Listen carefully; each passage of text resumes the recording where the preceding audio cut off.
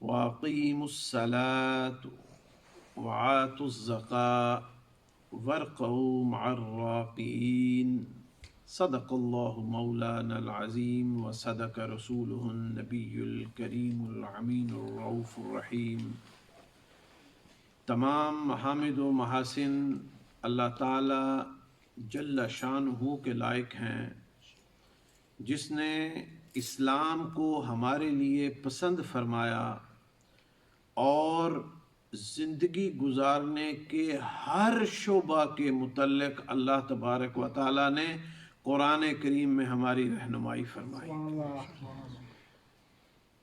ان تمام معاملات میں ایک اہم معاملہ زکوٰۃ کا بھی ہے۔ رمضان المبارک کے حوالہ سے ہمارے لوگ زیادہ تر رمضان المبارک میں زکوٰۃ ادا کرتے ہیں۔ کیوں؟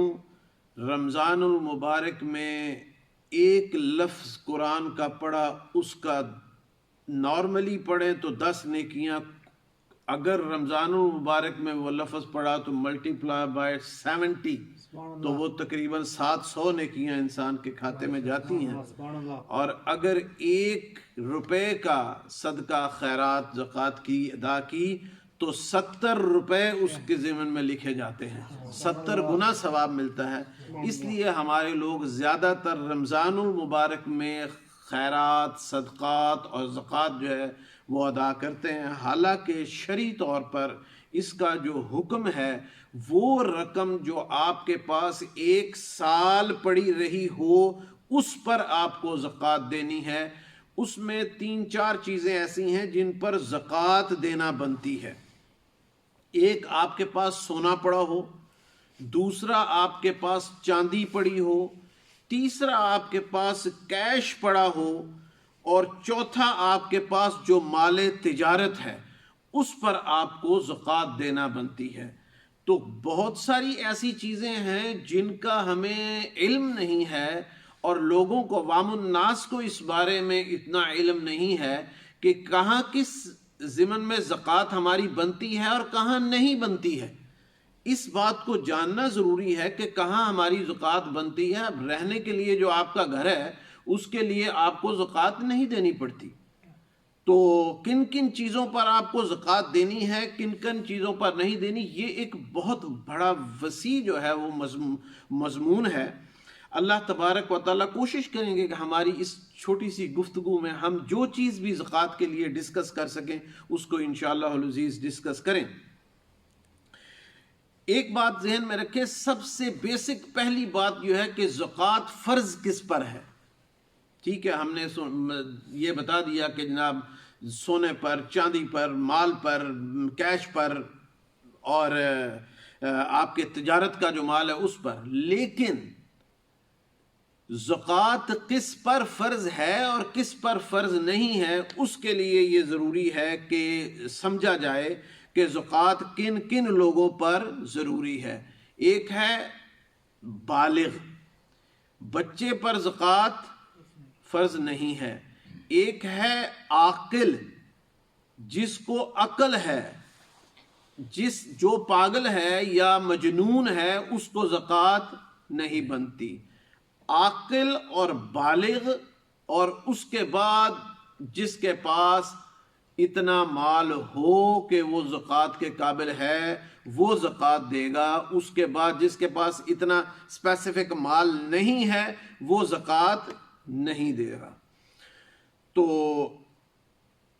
سب سے بڑی ایک اور معاشرے میں جو اہم بات ہے اس کی طرف میں اشارہ کرتا چلوں۔ ہمارے عموماً معاشرے میں دیکھا یہ جاتا ہے کہ گھر کا جو سربراہ ہے ساری ذمہ داریاں اس کے ذمہ ہیں، گھر کی ذمہ داریاں سربراہ پہ آ جاتی ہیں۔ اب قربانی کرنی ہے تو باپ زندہ ہے، ٹھیک ہے جی، ابا جی زندہ ہیں، وہ قربانی دے لیں گے، ٹھیک ہے۔ زکوٰۃ ہے تو جناب وہ بیٹی کا، بہو کا اتنا زیور پڑا ہے، بیٹے کا اتنا زیور پڑا ہے، یہ وہ ابا جی زکوٰۃ کا سارا کرتے ہیں جی، وہ دے لیں گے۔ نہیں، یہ بات نہیں ہے۔ جس کے ذمے جتنا چیز، جس کے پاس مالیت پڑی ہے وہ اس پر اپنی زکوٰۃ خود دے گا، اس کے باپ اس کی زکوٰۃ نہیں دے گا۔ اور ایک بات یہ کہ جس طرح میں نے عرض کیا کہ بالغ پر زکوٰۃ ضروری ہے، نابالغ کے لیے زکوٰۃ نہیں ہے۔ اس میں ایک اور میں وضاحت کرتا چلوں کہ جس طرح اگر ہماری بیٹی ہے، وہ چھوٹی ہے، نابالغہ ہے، ہمارے پاس 50 تولے زیور پڑا ہے کسی کے پاس، اس نے کہہ دیا کہ جناب یہ میں ایک بچی کو 7 تولے اس کے لیے رکھتی ہوں، یہ 7 تولے دوسری کے لیے، یہ 7 تولے تیسری کے لیے، اپنے بچوں میں وہ زیور اس نے تقسیم کر دیا، اور وہ جو زیور اس نے تقسیم کیا وہ کسی بھی حالت میں اس کو استعمال میں نہیں لا سکتی، وہ بچی کا ہے، جب وہ بالغہ ہوگی تو پھر اس پر اس کی زکوٰۃ پڑے گی، وہ اپنی زکوٰۃ خود دے بالغہ ہو کر۔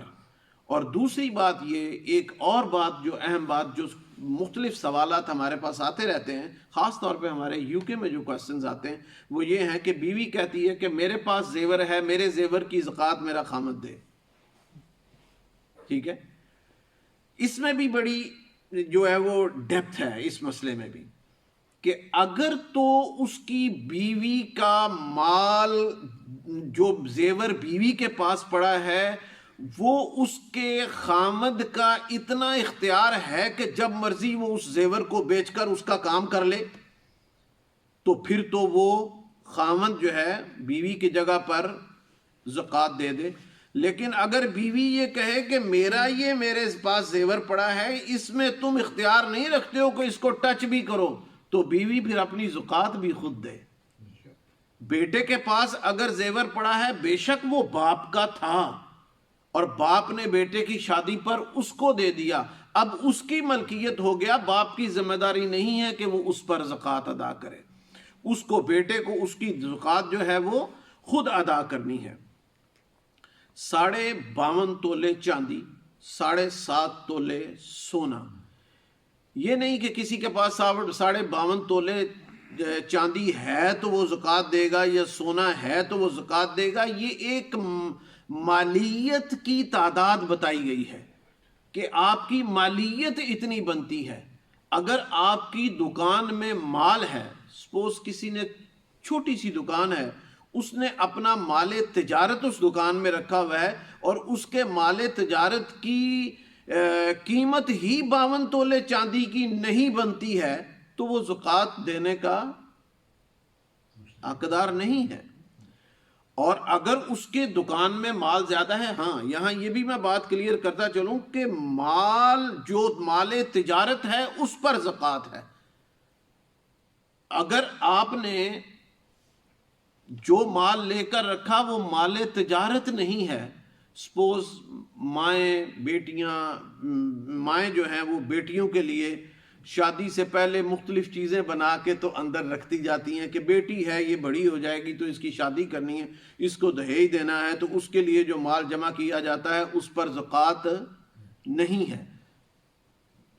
جو مال آپ نے بیچنے کے لیے، تجارت کے لیے رکھا ہے، اس کے اوپر آپ کو، ہاں ایک اور بات یہاں کر دوں کہ آپ نے کوئی مکان لیا بیچنے کے لیے، نیت یہ تھی کہ میں اس کو بیچوں گا، اس میں سے پروفٹ لوں گا، تو اس مکان کی قیمت پر آپ کو زکوٰۃ ادا کرنی ہوگی۔ اور اگر آپ نے بیچنے کے لیے نہیں لیا، ذہن میں بیچنا نہیں ہے، آپ نے ویسے ہی مکان لے کے رکھ لیا آپ کے پاس، تو اس کی زکوٰۃ اس کی قیمت پر نہیں ہے۔